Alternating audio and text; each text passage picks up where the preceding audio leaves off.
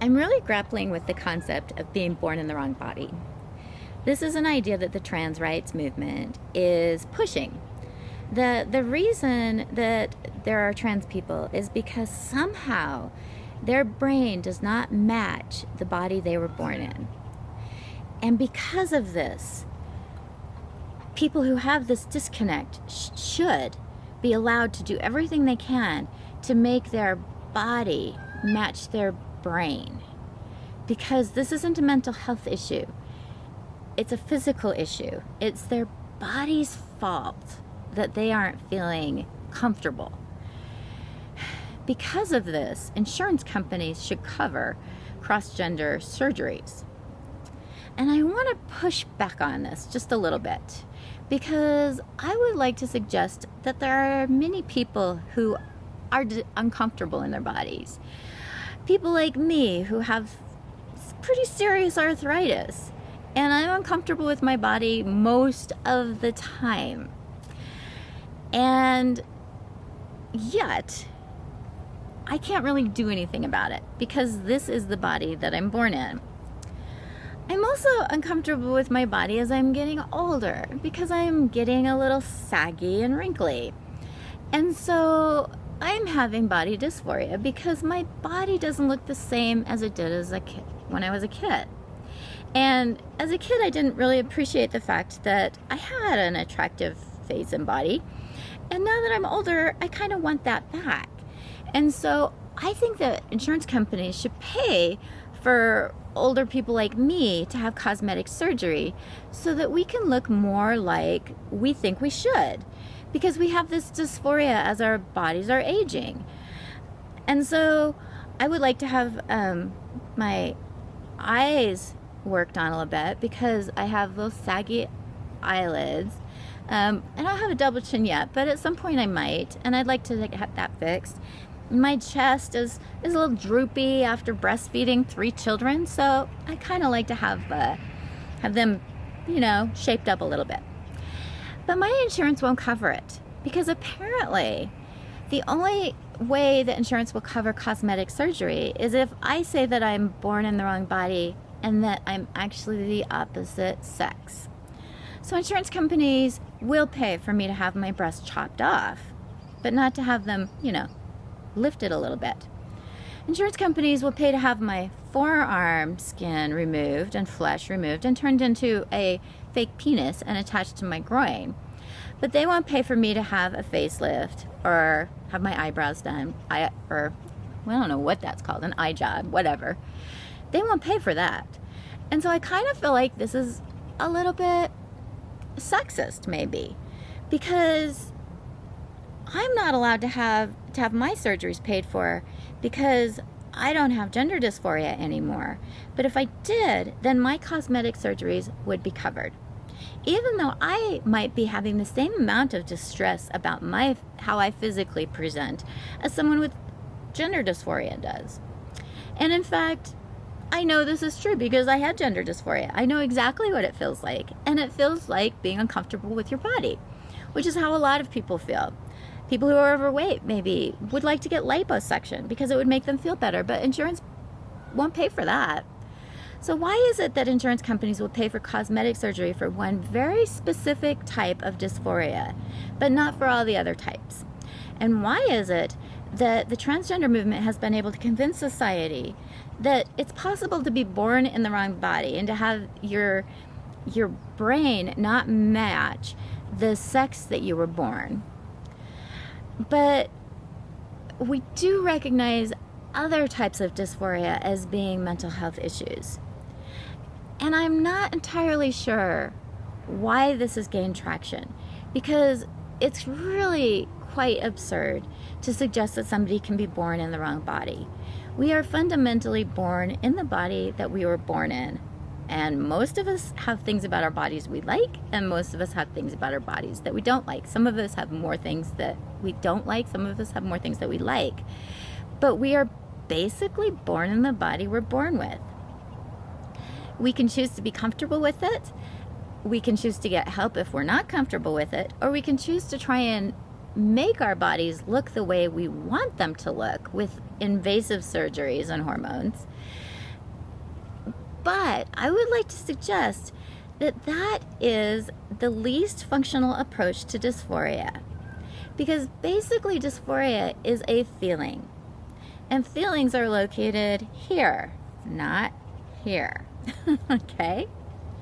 Our feelings are what make us feel uncomfortable in our body. Our feelings are what make us want to change our bodies. And our feelings can be very positive. If somebody's overweight and they're feeling uncomfortable with that, our feelings can motivate us to exercise, which is a healthy outcome. However, changing a functional body into a dysfunctional body is not an appropriate way to handle dysphoric feelings. Instead, the most appropriate way to handle those feelings are to resolve those dysphoric feelings, and they can be resolved. There are ways to resolve feelings of gender dysphoria. Otherwise, all anorexics would die from anorexia, and they don't. Though it is very difficult, it's a long struggle, anorexics do get better. People who have other types of body dysmorphia do get better because their feelings can change. But for some reason, this small group of people have convinced society that society should change to adapt to them and should provide them with whatever kind of medical care they want in order to try and be something that they're not, rather than to treat it as a mental health issue. And the problem is that if you want to be something that you're not, you will never get there. No matter how hard you try, you will never be the person that you want to be because you want to be something that you're not. So a person can get all kinds of surgeries, can take hormones, and they're still never really going to be what they want to be because at a very basic level, they're not. So to me, I feel like we've really let people with gender dysphoria down. As a society, we have done them a huge disservice because we are encouraging their dysphoric feelings. We're encouraging their body hatred. We're encouraging them to believe that they were born in the wrong body, rather than embracing them as people who have a mental health issue and trying to help them to feel more comfortable with that, trying to be more accepting of them as individuals, rather than encouraging them to believe that they were born in the wrong body. So I really, the whole narrative of being born in the wrong body is just very offensive to me because it implies a certain entitlement, as if the rest of us were born in the right body, as if somehow they are different, somehow they were born in the wrong body, and they're somehow entitled to get the kind of body that they want, whereas the rest of us somehow are born in the right body. And to me, that's an incredible entitlement, to believe that you get to change your body to have it be how you want it to be, whereas the rest of us have to live with the kind of body that we were born with. It's a really dangerous message to send to kids too, to tell them that they could be born in the wrong body, because what it does is it encourages them to perseverate on whatever it is about themselves that they don't like, rather than focusing on other issues, less narcissistic issues that make the world a better place, rather than focusing on how you feel in your body. Because at a very basic level, gender dysphoria and being transgender is a very self-absorbed, self-entitled approach to life. It's basically saying, my feelings are more important than society. My feelings are so important that I deserve to be treated the way I want to be treated. I deserve to get the medical care I want, and I deserve society to accommodate my feelings. To me, that's such a incredible entitlement, because guess what? That's not how the world works for most people.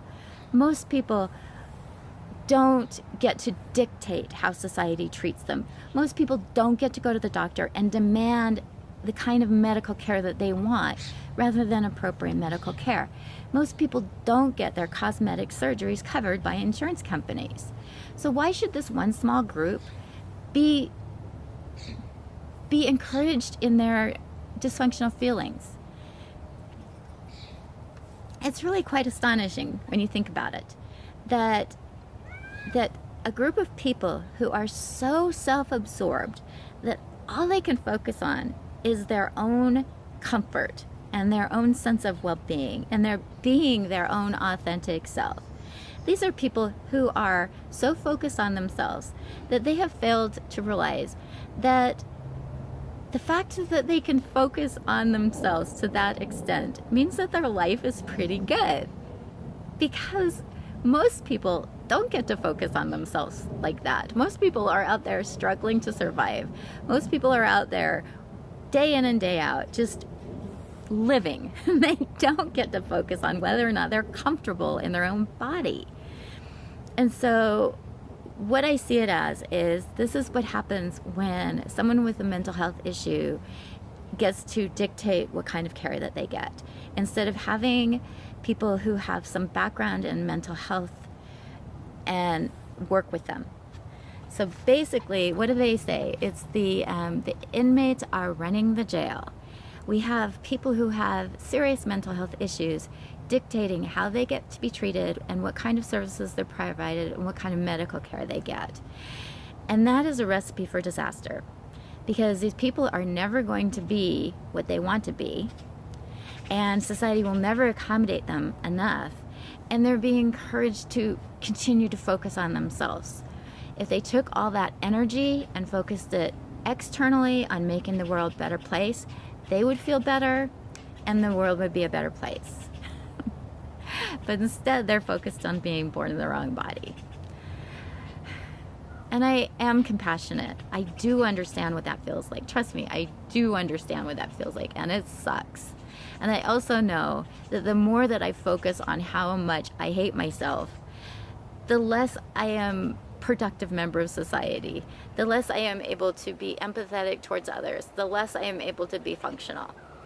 So I'm hoping maybe we can change the narrative and talk about how gender dysphoria is a really uncomfortable mental health issue, but it can be worked on. And if somebody wants to address that through transitioning, that's their choice. But it's not our responsibility as a society to support and to encourage and to affirm that person.